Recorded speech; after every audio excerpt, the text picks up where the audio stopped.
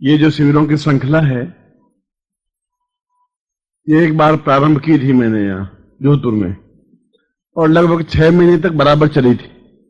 एक सप्ताह चली और फिर उसको एक दिन का गैप देता और फिर दूसरी साधना प्रारंभ हो जाती, फिर गैप देता एक दिन। इस प्रकार से 6 महीने तक बराबर साधना चली थी। और वैसा ही माहौल, वैसा ही चिंतन, ऐसा ही उत्साह, एक ऐसा ही उमंग। और जिन्होंने साधना या जिन्होंने शिविर लगाए हैं, आपके बीच में ही है वो। आप उनको देखेंगे तो मालूम पड़ेगा कि कुछ खर्चा हुआ ही नहीं है, कुछ किसी प्रकार की तकलीफ हुई नहीं है। बस एक मन की झिझक है तुम्हारी कि क्या होगा, कैसे होगा, होगा कि नहीं होगा, इस चक्कर में पड़ेंगे नहीं पड़े। तुम्हारे मन का एक भ्रम। मैंने कहा ना कि तुम अपने आप में पूर्ण पौरुषता प्राप्त कर नहीं पा रहे हो, ये तुम्हारी न्यूनता है। जब कर लिया तो कर लिया, जो होना है तो हो जाएगा, देखा जाएगा। करने वाला तो कुछ और है, हम तो केवल निमित्त मात्र हैं जो हमें कठपुतली तरह न जाते हैं। वो कहते हैं इसलिए हम कर लेते हैं। इसलिए कृष्ण ने भी अर्जुन को कहा था कि तुम बेकार घमंड कर रहा है कि तू लड़ रहा है, महाभारत युद्ध जीत रहा है। जीतने वाला कोई और है, तू तो एक निमित्त मात्र है। तुम्हें तो एक काम सौंपा है कि तुम आगे जाके खड़े हो जाओ। और तुमको भी मैंने काम सौंपा है कि पूरे भारतवर्ष में आप एक चेतना पैदा कर दें। जगह जगह शिविर स्थापन होने चाहिए, शिविर होने चाहिए, 1 दिन के या 2 दिन के। और उन शिविरों के माध्यम से एक नई चेतना पूरे भारतवर्ष में पैदा होनी ही चाहिए। क्योंकि ये प्रसंगवश मैंने बात इसलिए कही कि अभी प्रवीण जोशी ने भी और शर्मा ने भी और जिन लोगों ने भी अपनी बातचीत सामने रखी, और कुछ लोग रखने जा रहे हैं। आज भी कह रहे थे कि हम अनाउंस करें कि उस दिन हम शिविर रखना चाहते हैं, उस दिन शिविर रखना चाहते हैं। शिविर रखने या नहीं रखने से कोई मेरी महानता या न्यूनता नहीं बनती, मगर मुझे ये मालूम पड़ता है कि इन लोगों में एक आग है, एक चिंगारी है। जो कुछ मैं काम कर रहा हूं उसके पीछे मेरा मकसद सिद्ध हो रहा है। ये मकसद कि ये अपने आप में पूर्ण क्षमता युक्त कार्य करने में सक्षम है। ये ऐसे कमजोर और कायर बुज़दिल नहीं है कि जहां घर में घुस करके बैठ जाएं, ऐसे नहीं है। जो बाहर निकल गए, जब एक बार निश्चय कर लिया, क्योंकि जयप्रकाश ने कहा है कि ये जो प्रेम है इतना, ये आशिकी इतनी सस्ती नहीं है, इतनी आसान नहीं है। ये प्रेम इतना आसान नहीं है। और प्रेम करने के लिए तो अपना सब कुछ लुटाने के बाद ही मालूम पड़ता है कि कुछ प्रेम किया। उससे पहले तो मालूम पड़ ही नहीं सकता। जब आपके पास कोई बचा हुआ है तो फिर प्रेम कैसा हुआ? प्रेम तो वह होता है जो अपना सब कुछ लुटाने की क्षमता रखता हो, सब कुछ एकदम फेंक देने की क्षमता रखता हो। तुम लोगों ने प्रेम किया या नहीं किया मुझे मालूम नहीं, किया ही होगा, मगर प्रेम नहीं किया होगा, इश्क किया होगा। वन साइडेड किया होगा कि डबल ट्रैफिक में किया होगा, ये तो मैं कुछ नहीं कह सकता। ये तो आप लोगों की कहानी आपके पास में है। मगर ये बात निश्चित रूप से तुम्हारा चेहरा देख करके ये बात गारंटी के साथ में प्रेम तुम लोगों ने किया नहीं है, ये बात श्योर है। अब तुम कर सकते हो, ये मैं तुम्हें छूट दे रहा हूं कि घर जाकर के अब तुम प्रेम शुरू करो थोड़ा बहुत।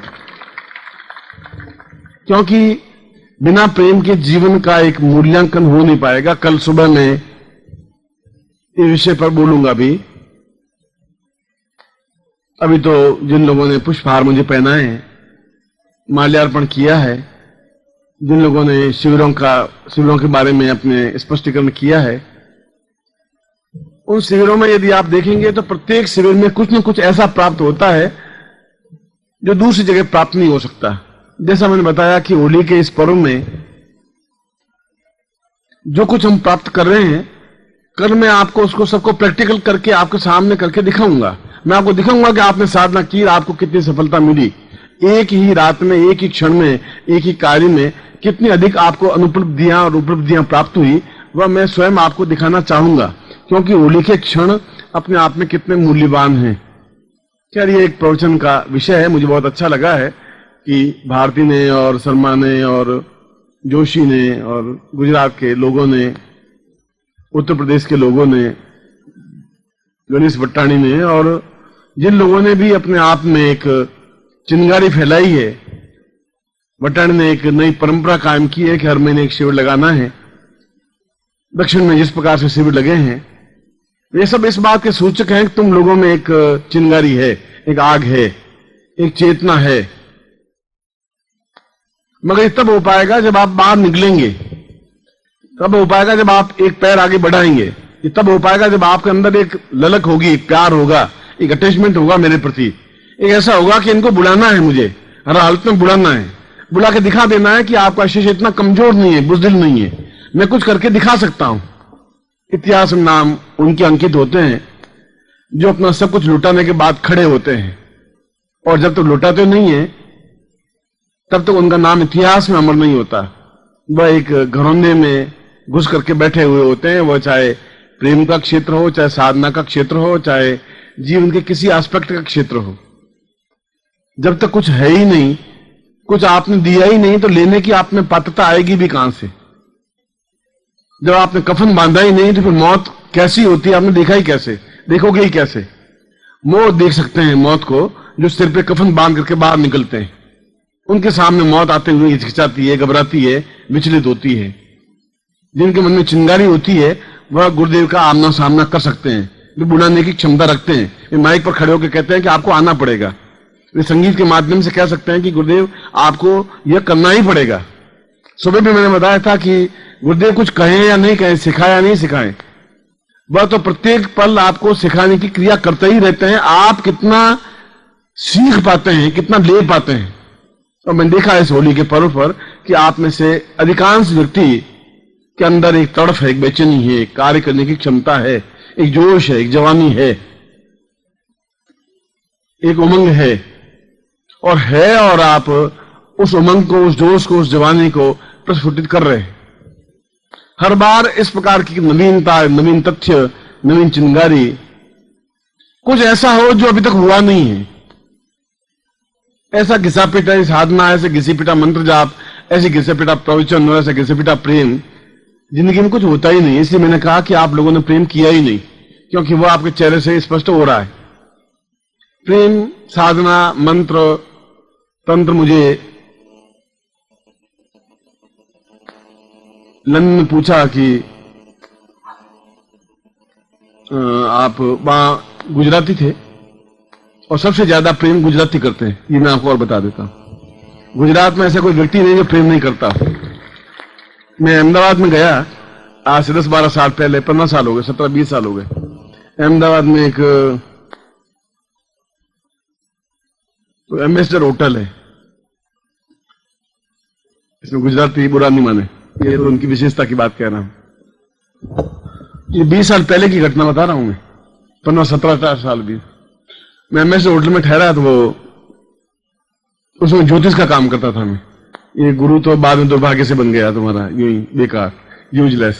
आप कोई इसमें से बनना चाहें आप आइए, बैठिए, मैं तो मुक्ति चाहता ही हूं। मैं तो हर बार ये चाहता हूं कि मैं नहीं करूं, ना आप में से कोई तैयार होता है और मुझे इसको घसीटना पड़ता है।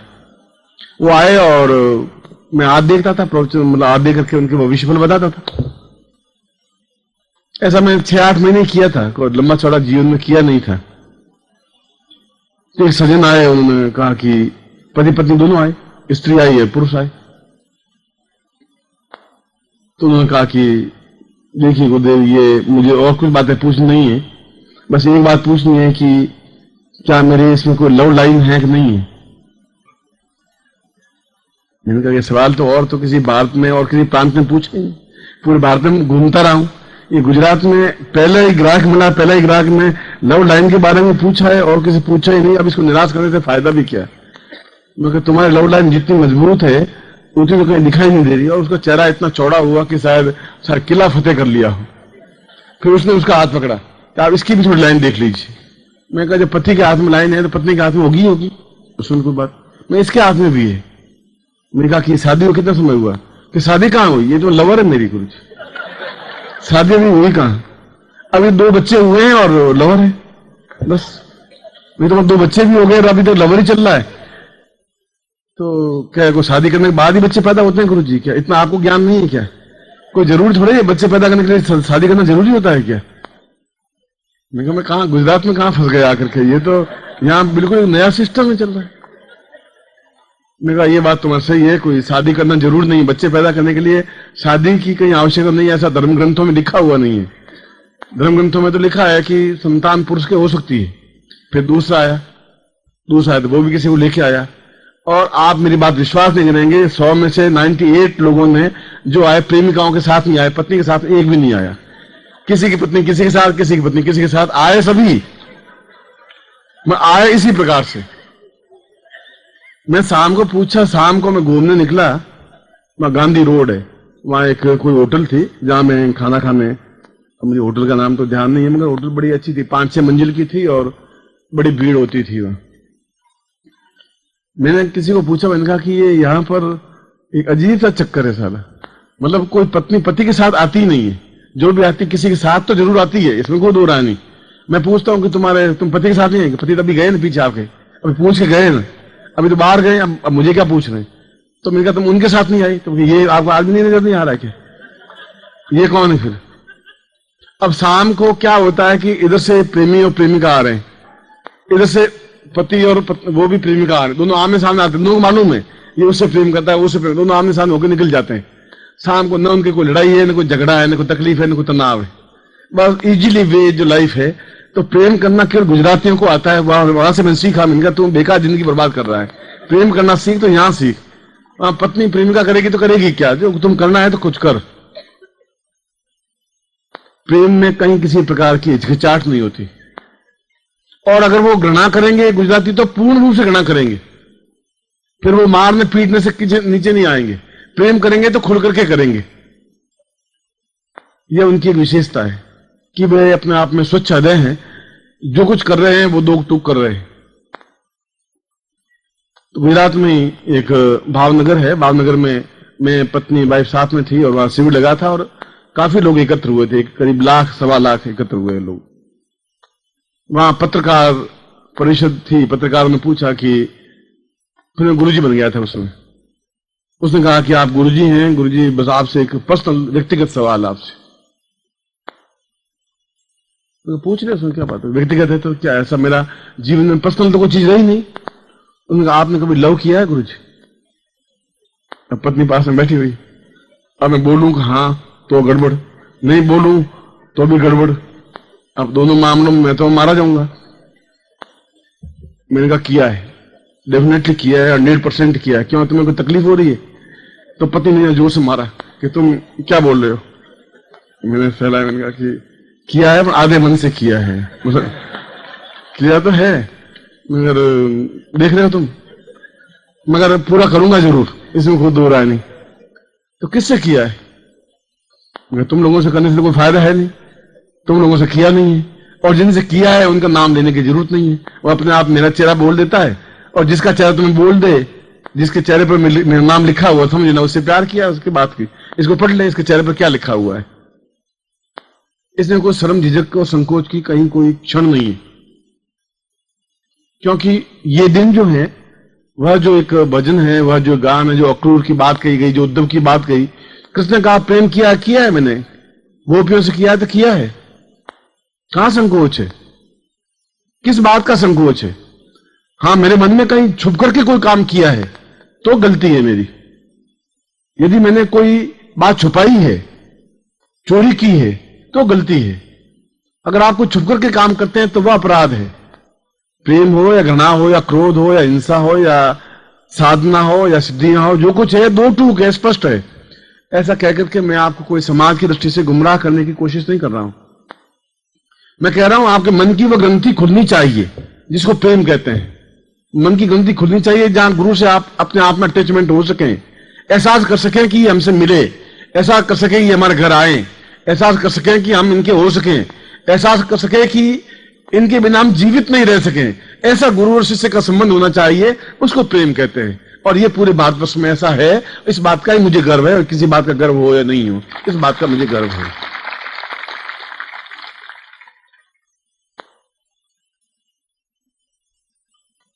मैं अपना, ये तो बीच में बात चली और मैंने कह दी, प्रवचन तो मैं इसके बाद में करूंगा, पहले मैं दीक्षा देता हूं।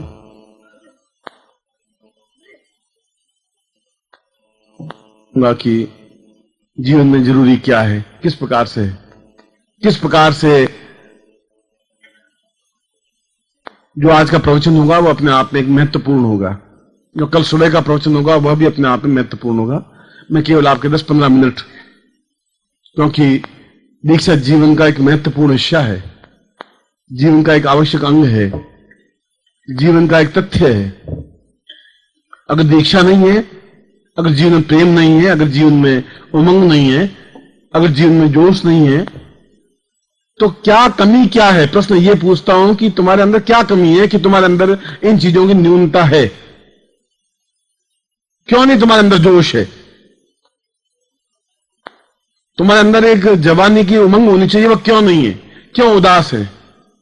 अड़चन कहां है? कौन सी ऐसी जगह है जहां अपने आप में तुम बुझे हुए बैठे हो?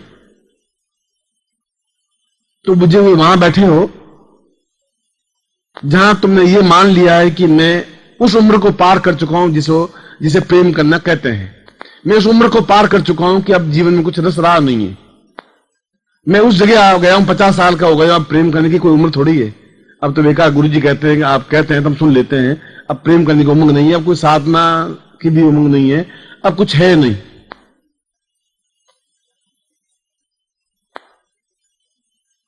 और मैं अपने प्रवचन में और इस प्रवचन के संदर्भ में च्यवन के एक श्लोक से अपनी बात प्रारंभ कर रहा हूं। दीक्षा बाद में दे दूंगा। जो बात चल रही है तो मैं आपको दो टूक समझा दूं, और ये बात को भी आपको पहले समझा दूं कि साधना, सिद्धि, सफलता और प्रेम, ये चारों चीजें तब हो सकती हैं जब आप बुद्धि को खूंटी पे टांग दें। बुद्धि और प्रेम दोनों एक साथ नहीं चल सकते, वो बनियागिरी हो जाएगी। मुंबई की एक लड़की का किस्सा याद है। मुंबई की एक लड़की ने प्रेम करना शुरू किया, अब हो गया, इसको हो गया। उस लड़की को मैं, उसके पति भी हैं, ये बात नहीं है कि वो मतलब कोई अकेली है। उसका वजन केवल 128 किलो है, सिर्फ, कोई ज्यादा नहीं। आप जैसे 6 आदमी मिल जाएं तराजू में, एक तरफ उसको बिठा दे तो उसका पलड़ा भारी है, आपका पलड़ा हल्का है। वजनदार लड़की है, मतलब ऐसे घास फूस की बनी हुई नहीं है। और पति भी बड़े मजाकिया हैं। एक दिन मैं चर्च गेट से निकल रहा था, वे सामने से पति पत्नी आ रहे थे। पति को आप देखें तो अगर मैं फूंक मारूं तो 2 मील दूर जाके गिरे, कहीं मतलब करवट बदल दे पत्नी और दब जाए वो, तो सुबह सांस निकले उसकी, अर्थी जाए। इसलिए वो पलंग को उसने चौड़ाई में 3 फुट नहीं बनाया, 8 फुट का बनाया चौड़ाई में। मैं कहा तुमने ये क्या किया? गुरुजी आपको मालूम नहीं, करवट बदलती है, 2 करवटें बदलती है। और यदि मैं भूल चूक कभी करवट के नीचे आ गया तो मैं भले हाथ पांव कितनी फड़फड़ाऊं, वो तो हो गया सब सत्यानाश। में तो सुबह अर्थी जाएगी मेरी, कुछ बच ही नहीं सकता। तो मैंने उसको पूछा कि चर्च गेट पर, मैंने कहा कि क्या बात है, आप दोनों घूमने निकले हो आज? उन्होंने कहा नहीं गुरुजी, सड़क टूटी फूटी थी तो रोड रोलर लेके चल रहा हूं, तो सड़क बराबर लेवल पे आ जाए इसलिए लेके कभी कभी चलता हूं। जहां में सड़क टूटी फूटी होती लेके चलता हूं, और रोड को बिल्कुल सीमेंट विमेंट डाल के ठीक करने के लिए फिर रोड रोलर चलाने की जरूरत नहीं है। तो जिंदगी में वे पति पत्नी भी हैं जहां हास्य है, जहां विनोद है। इसलिए उस श्लोक में जहां उसने उद्धव और अक्रूर और कृष्ण का वर्णन किया है, वहां उद्धव ने कहा है कि उद्धव जो गोपियों के पास पहुंचा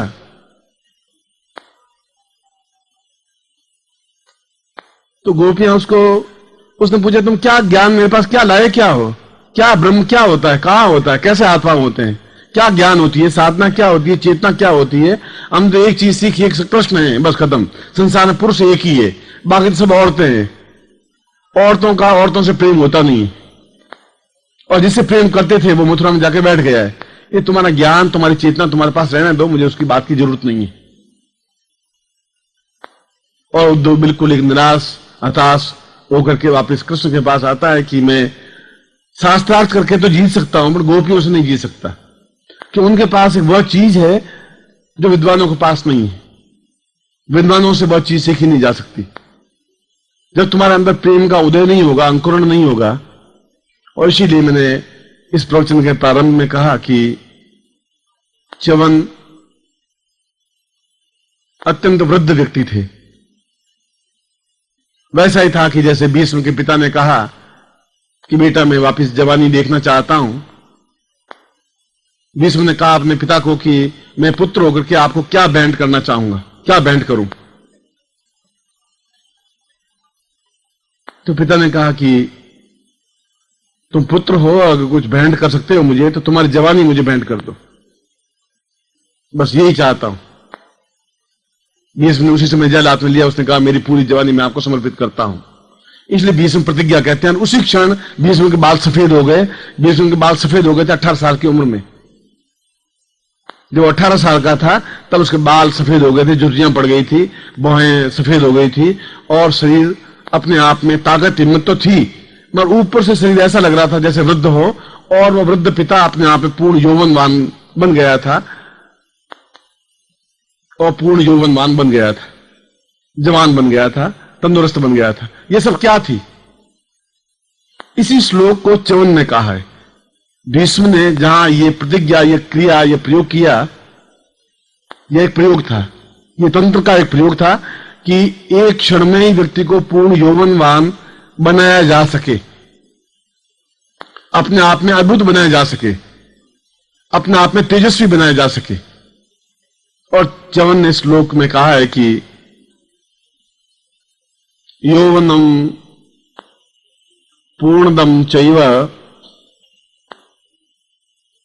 पुरो वै सत्यवान्विति प्रेमाश्रु दुर्लभो देव यौवनम परिचिंतयेत। उसने कहा कि वह जीवन ही क्या है जहां जीवन में यौवन नहीं है, और वह जीवन भी क्या है जहां जीवन में उमंग नहीं है, आशा नहीं है। वह जीवन में क्या है जहां जीवन में एक उल्लास नहीं है और प्रेम करने की क्षमता नहीं है, पूर्ण पौरुषवान बनने की क्षमता नहीं है। वह जीवन क्या है? और इसलिए च्यवन ने उस मंत्र को, उस साधना को सबसे पहले स्पष्ट किया जिसके माध्यम से व्यक्ति पूर्ण यौवनवान और पूर्ण जवान बन सकता है, जिसको हमने आज के युग में कायाकल्प कहा है। आप में से कोई, मैं तो सुबह चैलेंज दे रहा हूं, आप में से जो बहुत वृद्ध हो, जो चल नहीं पा रहा हो, लड़खड़ा रहा हो, आप मंच पे कल मैं खड़ा कर लेता हूं और मैं तो यहां हाथ लगाऊंगा नहीं, और आप देख लें कि उनके धीरे धीरे बाल काले होते जा रहे हैं और 5 मिनट के बाद में पूर्ण यौवनवान, तेजस्वी और जवान और एक मुक्की से पूरे दीवार को गिराने वाला व्यक्ति बन सकता है। कोई बहुत बड़ी उपलब्धि नहीं है। जीवन का अर्थ यह है कि मगर समस्या यह आएगी कि क्या इस क्रिया को संपन्न किया जा सकता है। इसलिए मैंने पहले आपको उदाहरण दिया कि आप में से किसी को भी ऐसा संपन्न किया जा सकता है। यह बहुत कोई कठिन क्रिया नहीं है। कायाकल्प अपने आप में बहुत सामान्य क्रिया है, मगर पूरा शरीर अपने आप में ठीक वैसा ही हो जाता है जैसे सांप अपनी कैंचुल नीचे उतारता है। जब बहुत बुढ़ा हो जाता है सांप, पूरी कैंचुल चेहरे से लगा करके पूंछ तक की नीचे उतार देता है। अंदर से जो कुछ निकलता है बिल्कुल नवीन, ताजा चमड़ी के साथ में नवीन सांप। फिर वो 200 साल और जिंदा रहता है। सांप कभी मरता ही नहीं है यदि कोई नहीं मारे तो, और मनुष्य कभी मर ही नहीं सकता यदि उसको क्रिया और कायाकल्प का ज्ञान हो तो। मृत्यु उसके पास आ नहीं सकती। मृत्यु तब आती है जब आपके मन में ही आता है कि मैं वृद्ध हूं। जिस क्षण आपके मन में ही आ जाएगा कि मैं बुढ़ापा आ गया है, मैं वृद्ध हो गया हूं, उस क्षण मृत्यु आपके पास आके खड़ी हो जाएगी, उसमें दरवाजा खटखटाएगी। और यदि आपको अपने पूरे शरीर की चमड़ी को एकदम से जर्जर चमड़ी को, वह चमड़ी जिसके ऊपर सफेद बाल हैं, जहां कमजोरी है, अशक्तता है, बीमारी है, रोग है, और अगर ये हैं तो निश्चित रूप से आप वृद्ध हैं। इसलिए शब्द बना है वृद्ध। और वृद्ध का अर्थ है कि जीवन को समाप्त की और तेजी के साथ बढ़ने की क्रिया।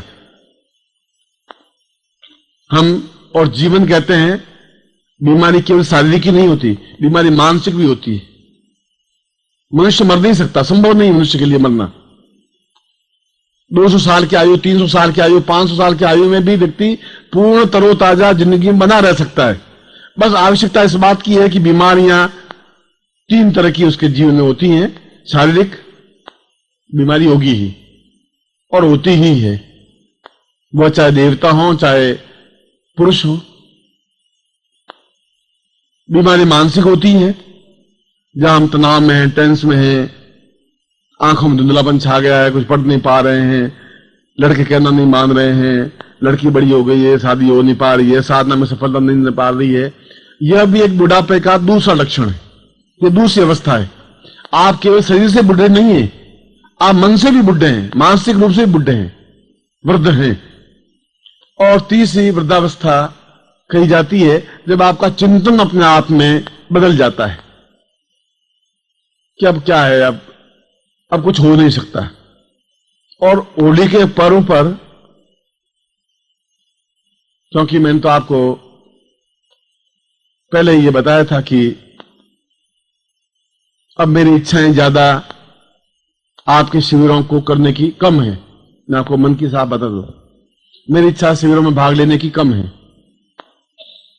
क्योंकि जब आप कुछ चीज लेना ही नहीं चाहते तो फिर मैं कहां तक आपको दूंगा। मैं चाहता हूं कि आपको अपने आप में पूर्ण वे चीजें दूं जो अपने आप में किसी के पास है नहीं, पुस्तकों में है नहीं, ग्रंथों में है नहीं, शास्त्रों में है नहीं, पुराणों में है नहीं। महर्षि च्यवन ने इस श्लोक में लिखा है कि व्यक्ति को पूर्णतः यौवनवान बनाया जा सकता है कुछ ही क्षणों में। और च्यवन अपने आप में 4 पुत्रों को जो वृद्ध हो गए थे उनको पूर्ण यौवनवान बनाया और खुद यौवनवान बने रहे जीवन के अंतिम अवस्था तक। तो वह नुस्खा क्या था, वह क्या मंत्र था, वह अपने आप में कौन सा एक आलोड़न था, वह कौन सा गुंजन था, वह कौन सी चेतना थी, वह पद्धति कौन सी थी। और यदि यह पद्धति समाप्त हो गई तो व्यक्ति बड़ी स्पीड से मृत्यु के मुंह में चला जाता है। आप देख लें कि रिटायर्ड हुए 2-4 साल बाद मर जाते हैं, कोई 52 साल की अवस्था में, कोई 55 साल की अवस्था में, 62-65 साल की अवस्था में तो मर ही जाते हैं। और मानसिक रूप से तो आज भी मरे हुए हैं, यौवन उमंग जोश है ही नहीं, ताकत नहीं है, क्षमता नहीं है। तो च्यवन ने कहा कि यह जो मैं पद्धति दिखा रहा हूं, यह पद्धति प्रत्येक व्यक्ति के जीवन के लिए उतनी ही आवश्यक है जितना ऑक्सीजन आवश्यक है, जितनी प्राणवायु आवश्यक है, जितना भोजन आवश्यक है, जितना पानी आवश्यक है। इस श्लोक में वह बताया है।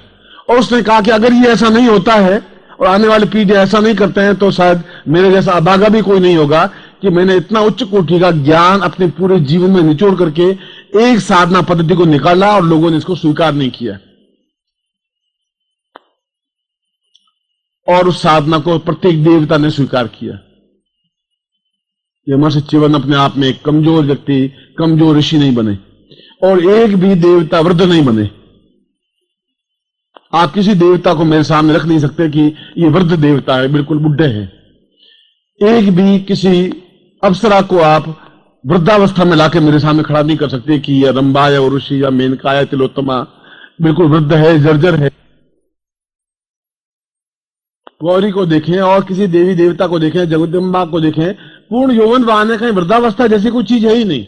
भगवान शिव को देखें, विष्णु को देखें, ब्रह्मा को देखें, इंद्र को देखें, वरुण को देखें, यम को देखें, कुबेर को देखें, पूर्ण यौवनवान है और एकदम लाल सुर्ख है। और हम उनकी पूजा करते हैं, बुढ़े होते जा रहे हैं। गड़बड़ कहां है? कहीं कहीं गड़बड़ जरूर है। इस प्रश्न को किसी ने उठाया नहीं। और च्यवन कह रहे हैं कि दुर्भाग्य मेरा यही है कि इस प्रश्न को आने वाली पीढ़ी उठा नहीं पाएगी, समझ नहीं पाएगी। इसलिए समझ नहीं पाएगी कि ये ज्ञान यही समाप्त हो रहा है। और मैंने कल भी, आज सुबह के प्रवचन में भी यही समझाया था कि मैं इस होली के दिनों में प्रत्येक उन तथ्यों को, उन विचारों को उठाऊंगा जो अपने आप में उठाए नहीं गए। मैं चाहता हूं इन बारे में कुछ लिखूं, कुछ समझाऊं, मगर मैं लिख ही रहा हूं। पोथियों पर नहीं लिखा था, आपके हृदय पर लिख रहा हूं। मैं तो प्रैक्टिकल कर रहा हूं। पोथियों में तो लिखे हुआ, लिखने आंकन दिखे तो देखा जाएगा। मैं तो बिल्कुल आपके सामने प्रत्यक्ष करके दिखाना चाहता हूं और आपको बता देना चाहता हूं कि आप कितने अपने बच्चों से भी ज्यादा यौवनवान हैं। मृत्यु आपके पास आ ही नहीं सकती, संभव नहीं है। अगर भीष्म के पास नहीं आ सकती तो आपके पास भी नहीं आ सकती।